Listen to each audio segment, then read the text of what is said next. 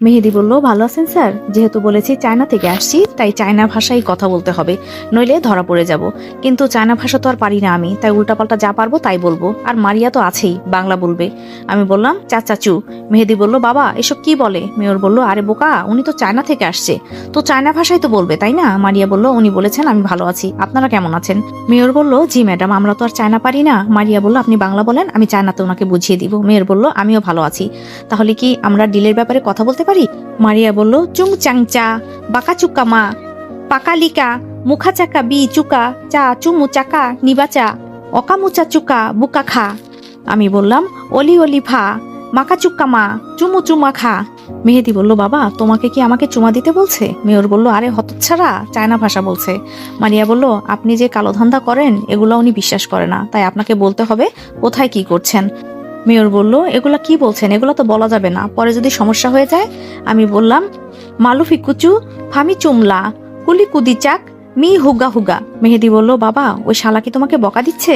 Mayor বলল, বাবা তুই কোনো কথা বলিস না তো, চুপ থাক। বাপের মান সম্মান সব শেষ করতে চাস তুই? মেহেদি বলল, কিন্তু বাবা উনি তো তোমাকে বকা দিচ্ছে।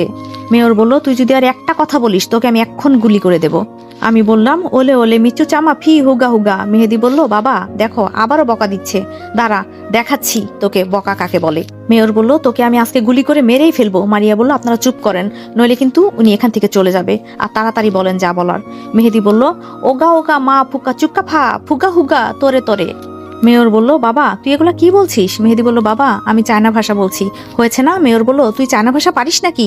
মেহেদি মুখটা উজ্জ্বল করে বলল, অবশ্যই বাবা, অনেক আগে উগান্ডা থেকে শিখেছি।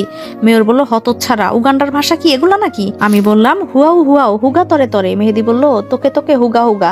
আমি বললাম, হোয়াট হুগা? মারিয়া বলল, এই সবাই চুপ করেন, আর এগুলা নিতে পারছি না, আপনি যদি বলেন বলেন, নয়তো আমরা থাকবো না, এখান থেকে চলে গেলাম। মেহেদি বলল, পাপা চুমা মাছু ফাদার খা। মেয়র বলল, তোর চায়না ভাষা পিছন দিয়ে ভরে দিব, তোর কারণে আমার ডিল চলে যাচ্ছে। আমি বলেছি না চুপ থাক। মেহেদি বলল, হ্যাঁ বাবা চুপ করলাম। মেয়র এবার একে একে নিজের সব কুকীর্তির কথা, সব কালো ধান্দার কথা বলতে লাগলো, আর আমি ফোনে সব রেকর্ড করতে লাগলাম। সব বলার পর, এখন তো ডিলের ব্যাপারে কথা বলেন। মেয়র বলল, এখন নিজেকে প্রকাশ করা যায়। আমি মুখ থেকে দাড়ি খুলে ফেললাম, আর মারিয়া মাস্ক খুলে ফেললো মুখ থেকে। মেহেদি বলল, বাবা এই মেয়েটা তো মন্ত্রীর একমাত্র সেক্রেটারি, আর এই ছেলেটা মন্ত্রীর জন্য কাজ করে। আমি বললাম, সব জানিস দেখি তাহলে, আর এই দেখ তোর বাবার বলা সবকিছু এখানে রেকর্ড করা আছে, আজকে দেখি তোদের কে বাঁচাতে পারে। মেয়র বলল, এখানে তো তোরা মাত্র দুজন, আর বলিস আমাদের মারবি? খুব হাসি পাচ্ছে। আমি বললাম, খেলা দেখতে চাস? মেহেদি বলল, তুই আবার কি দেখাবি রে? আমি বললাম, অ্যাটাক। অ্যাটাক বলার সাথে সাথেই সবাই মেয়র আর মেহেদির দিকে গুলি তাক করলো। মেয়র বলল, দুধ কলা খাইয়ে কাল সাপ পুষলাম। আমি এবার হাসলাম, দেখি এখন তুই কিভাবে বাঁচবি। মেয়র আমার এক বডিগার্ডকে টান দিয়ে মাথায় গুলি ধরলো। মেয়র বলল, সবাইকে বল বন্দুক নিচে নামাতে। আমি বললাম, সবাই গুলি নিচে নামাও। ও বলল, স্যার আমাকে মেরে ফেলুক, তবুও আপনি এদেরকে ছাড়বেন না। আমি বললাম, একটা গুলি কেউ করবা না।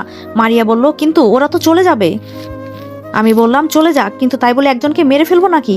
মেয়র আর ওর ছেলে বডিগার্ডকে ফেলে দিয়ে গাড়ি নিয়ে চলে গেল। স্যার আমরা কি ওদের পিছু করব? আমি বললাম, মোটেও না, এখন ওরা পালিয়ে পালিয়ে বেড়াক, কারণ ওর সব কিছুর প্রমাণ আমাদের কাছে আছে। আর মারিয়া শোন, সুমায়াকে বলবি ওদেরকে মেরে ফেলেছি। মারিয়া বলল, কিন্তু ওরা যদি আবার আসে? আমি বললাম, আর আসবে না, ওরা এখন দেশ ছেড়ে পালিয়ে যাবে, দেখিস। স্যার এখন আমরা কি করব? আমি বললাম, তোমাদের 15 দিনের ছুটি দেওয়া হলো, আর সবার ফোনে টাকা ঢুকে যাবে, এখন সবাই বাড়ি যাও, ঠিক আছে? জি স্যার। সুমন বলল, আমি কি করব স্যার? আমি বললাম, তুমি এখন বাড়িতে যাও। মারিয়া বলল, ওরা পালিয়ে গেল, এখন কি করব আমরা? আমি বললাম, আরে কিছু হবে না, তুই চিন্তা করিস না তো, শুধু সুমায়াকে বলবি মেরে ফেলেছি। বাসার কাছে আসতেই মাইক্রো থেকে নামলাম, আর হঠাৎ যেন মনে হলো আমার বুকের মাঝে যেন কিছু পড়ছে। দেখার জন্য নিচে তাকিয়ে দেখি, আরে এটা তো সুমাইয়া, আর সামনে দেখি সবাই দাঁড়িয়ে আছে। মনে মনে চিন্তা করছি, আজকে আমার মান সম্মান সব শেষ। সুমাইয়া বলল, বাবু তোমার কিছু হয় নাই তো আবার? আমি বললাম, আরে আরে আমাকে ছাড়ো, দেখো সবাই কেমন তাকিয়ে আছে। সুমাইয়া বলল, তাকিয়ে থাক, তাতে আমার কি? আমি আমার স্বামীকেই তো জড়িয়ে ধরেছি নাকি? আমি বললাম, তাই বলে সবার সামনে এমন করো না বেবি, দেখো সবাই কেমন তাকিয়ে আছে। সুমাইয়াকে জোর করে ছাড়িয়ে দিলাম। আঙ্কেল বলল, তা বাবা মিশন কি কমপ্লিট? আমি বললাম, জি আঙ্কেল। আপনি জানেন কিভাবে? আঙ্কেল বলল, সুমাইয়া বলেছে। আমি বললাম, ও তাই বলেন। আম্মু বলল, তোর কিছু হয় নাই তো বাবা? আমি বললাম, আরে না মাই ডিয়ার মম। আঙ্কেল বলল, সবাই আসো, তোমাদের সাথে কিছু কথা আছে। এই বলে আঙ্কেল আম্মু আন্টি সবাই ভিতরে চলে গেল। আমি বললাম, সুমাইয়া কি বলবে? সুমাইয়া বলল, আমি কি জানি, বাবাকে জিজ্ঞাসা করো। সুমাইয়াও ভিতরে চলে গেল। মারিয়া বলল, কি দাঁড়িয়ে থাকবি নাকি ভেতরে যাবি? আমি বললাম, আজকে আমার কপালে কি আছে কে জানে। মারিয়া বলল, আমার মনে হয় তোর বিয়ে হবে খুব তাড়াতাড়ি। আমি বললাম, ধুর, ভয় দেখাস না তো। মারিয়া বলল, ও মা, বিয়ে করতে আবার ভয় কিসের? আমি বললাম, বিয়ে তো করিস নাই, তাই বলিস ভয় কিসের? মারিয়া বলল, তুই এখানে থাক, আমি গেলাম। তাহলে আমি এখানে দাঁড়িয়ে কি করব? আমিও ভিতরে চলে যাই। আঙ্কেল বলল, তাহলে সবকিছু তো ঠিক, আগামী শুক্রবারে রেদওয়ান আর সুমাইয়ের বিয়ে। ওমা, এই কথা শুনে দেখি সুমাইয়া লজ্জায় ভেতরে দৌড় দিল, আর সবাই সুমাইয়ের কাণ্ড দেখে হাসছে। আম্মু বলল, বাবা তুই কি বলিস? আমি বললাম, তোমাদের যেটা ভালো মনে হয় সেটাই করো। বলে আমিও সুমাইয়ের রুমে চলে গেলাম। দেখি সুমাইয়া শুয়ে আছে। আমি গিয়ে সুমাইয়াকে জড়িয়ে ধরলাম। আমি বললাম, কি লজ্জাবতী ম্যাডাম চলে আসলেন যে? সুমাইয়া বলল, যাও, আমার প্রতি লজ্জা করে না? আমি বললাম, এত লজ্জা রাখো কোথায়? সুমাইয়া বলল, লজ্জা নারীদের ভূষণ। আমি বললাম, ও মা, তাই নাকি? আমি বুঝি না তোমার লজ্জা হয় কি করে। সুমাইয়া বলল, কেন কেন, এমন মনে হলো কেন তোমার? আমি বললাম, তুমি একজন মন্ত্রী, কোনোদিন তো দেখলাম না তোমাকে লজ্জা পেতে, আর তুমি যখন রেগে কথা বলো মানুষ তো খুব ভয় পেয়ে যায়। সুমাইয়া বলল, তাই নাকি স্যার? আপনি আমাকে ভয় পান না? না। আমি বললাম, কেন, তোমাকে আমি ভয় পাবো কেন? বরং তুমি আমাকে ভয় পাবে। সুমাইয়া বলল, আচ্ছা, বিয়ের পর তুমি আমাকে মারবে না তো? আমি বললাম, এটা আবার কি ধরনের কথা বললে? আমি তোমাকে মারবো কেন? হ্যাঁ, যখন আমি রাগ করবো তখন তুমি চুপ করে থাকবা, আর তুমি যখন রাগ করবে তখন আমি চুপ করে থাকবো, তাহলে তো আমাদের মাঝে কোনো ঝগড়া হবে না। সুমাইয়া বলল, আমার বাবু তো অনেক কিছুই জানে দেখি। আমি বললাম, হ্যাঁ, তবে তুমি যখন খারাপ কিছু করবে তখন আর তোমাকে মারবো না, একবারে ছেড়ে দিয়ে চলে যাব। সুমাইয়া বলল, এমন কিছু আমি কোনোদিন করব না যার কারণে তুমি কষ্ট পাও বা মন খারাপ করো। আমি বললাম, সুমাইয়া একটা কথা বলবো? সুমাইয়া বলল, জি মহারাজ বলুন। আমি বললাম, বিয়ের পর তুমি আর এসব নির্বাচনের সাথে জড়িত থাকতে পারবে না। সুমাইয়া বলল, হ্যাঁ, আমিও তাই চিন্তা করেছি, শুধু সময়টা শেষ হলে পথটা ছেড়ে দেব, যদি পারি ছোটখাটো একটা জব করব আর সংসার সামলাবো। আমি বললাম, আমার কথা খুব সহজেই মেনে নিলা যে? সুমাইয়া বলল, তুমি আমার একমাত্র স্বামী, তোমার কথা মানবো না তো কার কথা মানবো? আমি বললাম, সত্যি তোমার মতো বউ পেয়ে আমি ভাগ্যবান। সুমাইয়া বলল, আচ্ছা, বিয়েতে আমি কি শাড়ি পরবো? আমি বললাম, সবাই যেমন শাড়ি পরে তেমনটাই পরবে। সুমাইয়া বলল, না, তুমি পছন্দ করে দিবা। আমি বললাম, আমার সব সময় ফেভারিট কালার হলো কালো, কারণ আমি নিজেই কালো একজন মানুষ। সুমাইয়া বলল, কে বলেছে তুমি কালো? আমি বললাম, অনেকেই বলে। সুমাইয়া বলল, যারা বলে আমার মনে হয় তাদের চোখ নাই, আর যদি হিরেকে কেউ তামা বলে তাহলে তোরা বোকা মানুষ, বুঝলে? আমি বললাম, ওমা, তাই নাকি? শুধু তোমার কাছে ভালো হলেই হবে, আর কারো কাছে ভালো হতে হবে না? তবে আমাদের সংসার খুব সুন্দর করে চলবে, দেখো তুমি। সুমাইয়া বলল, আচ্ছা, আমার ননদের বিয়ে দিবে না? আমি বললাম, বিয়ে হতে না হতে আমার বোনটাকে তাড়ানোর চিন্তা করছো না? সুমাইয়া বলল, আমি তো শুধু জানতে চেয়েছি, তাছাড়া ও আমার ছোট বোনের মতো, তুমি কিভাবে এই কথাটা বললা?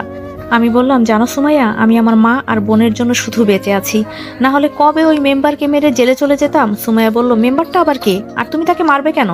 আমি বললাম, যেদিন আমরা গ্রামের বাড়িতে যাব সেদিন বলবো, তবে আমাদের গ্রামের বাড়িটা মনে হয় মেম্বার দখল করে রেখেছে। সুমাইয়া বলল, আমি আছি না, সব ঠিক করে দিব, এখন বলো কিভাবে কি হয়েছে? আমি বললাম, আরেকদিন বলবো, এখন তোমার মন খারাপ করতে চাই না আমি। সুমাইয়া বলল, আচ্ছা, আমরা হানিমুনে কই যাব? আমি বললাম, ওই সিলেট জাফলং। সুমাইয়া বলল, দুষ্টামি করো না, আমি তো বলেছি বিদেশে কোথায় যাব। আমি বললাম, দেখো, অযথা টাকা নষ্ট করার কোনো মানে আছে বলো? টাকাগুলো থাকলে আমাদের ছেলে মেয়েদের কষ্ট করতে হবে না। সুমাইয়া বলল, বাবা, বিয়ে হবার আগে ছেলে মেয়েদের খুব চিন্তা হচ্ছে দেখি। আমি বললাম, জানো, পরের কিউট কিউট বেবিগুলো দেখলে আমারও খুব ইচ্ছা হয় এমন একটা বেবি আমারও হবে, আমি ওকে নিয়ে খেলাধুলা করব, খুব মজা হবে। সুমাইয়া আমার কানে কানে এসে বলল, আমার বাবুর সব ইচ্ছা আমি পূরণ করব।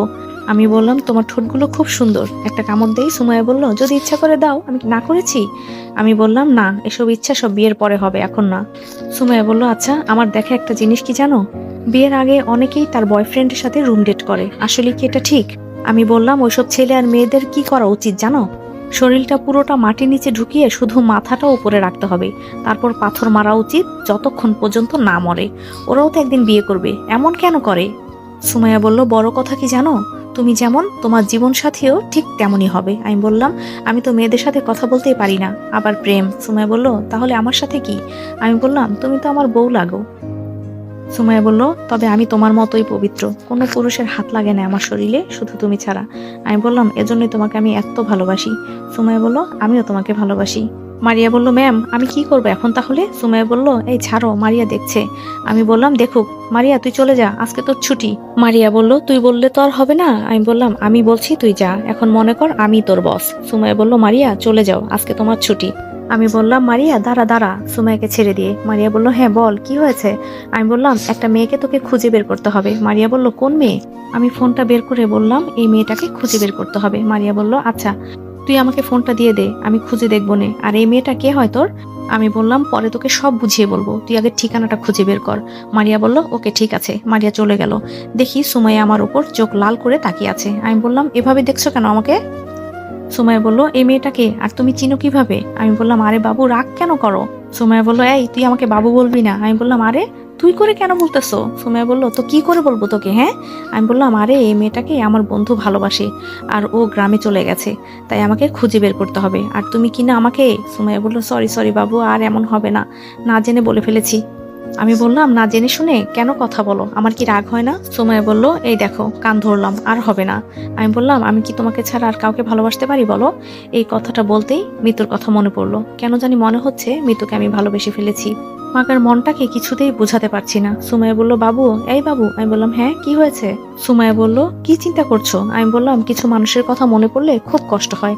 সুমাইয়া বলল তোমার কথা আমি কিছুই বুঝি না। আমি বললাম তুমি তো আমার বউ, আস্তে আস্তে সব বুঝে যাবা, চিন্তা করো না। সুমাইয়া বলল ও তাই? আমার তো মাঝে মাঝে মনেই থাকে না আমি যে তোমার বউ। আমি হাসলাম। মনে থাকবে, তবে সেটা বাসর রাতের পর থেকে। সুমাইয়া বলল যাও খারাপ কথা বলো কেন? আমি বললাম তাহলে বলো কেন মনে থাকে না? সুমাইয়া বলল আরে আমি তো মজা করেছি। আমি বললাম আচ্ছা কথা বলো না, আমি একটা বন্ধুকে ফোন দিচ্ছি। সুমাইয়া বলল ওকে দাও। আমি ফাহিমকে কল দিতে লাগলাম। ফাহিম বলল আরে রেদওয়ান, অনেকদিন পর যে, আমার কথা মনে পড়লো তো তাহলে? আমি বললাম আরে বেটা তুই জানোস না আমি কেমন বিজি থাকি? ফাহিম বলল বিজি তো থাকবি। আমি বললাম আচ্ছা শোন, যে জন্য তোকে কল দিলাম। ফাহিম বলল হ্যাঁ বল। আমি বললাম শুক্রবারে আমার বিয়ে, তুই আজকে রাত্রে রওনা দিবি। ফাহিম বলল কি তোর বিয়ে? আর আমি জানি না? আমি বললাম আরে বেটা আমি তো মাত্র কিছুক্ষণ আগে জানতে পারলাম শুক্রবারে যে আমার বিয়ে হবে। ফাহিম বলল ভাবি কেমন রে দেখতে? আমি বললাম তোর ভাবিকে তুই চিনিস? ফাহিম বলল সত্যি, নামটা বলতো। আমি বললাম আরে সামনাসামনি দেখবি, তুই আয় আগে। ফাহিম বলল আচ্ছা আজকে রাত্রেই রওনা দেব। আর আমার লাইলির খবর কি রে? আমি বললাম খোঁজ নিচ্ছি, তার বাসা কোথায় সেটা আর তোকে চিন্তা করতে হবে না।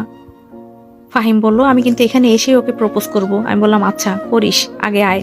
ফাহিম বলল ওকে, ফোন রেখে দিল। সুমাইয়া বলল এটা কি তোমার ফ্রেন্ড? আমি বললাম হ্যাঁ। সুমাইয়া বলল আচ্ছা আমি তোমার বুকে একটু ঘুমাবো। আমি বললাম না না, বিয়ের আগে কোনো থাকাথাকি নাই, আমি গেলাম। সুমাইয়া বলল আরে কই যাবা, এখানে থাকো বলছি। আমি বললাম আচ্ছা আমি ঘুমাবো। আমি ফোন টিপি। সুমাইয়া বলল ওকে সুইটহার্ট। আমি ফেসবুক চালাতে লাগলাম, আবার সেই আইডি থেকে মেসেজ।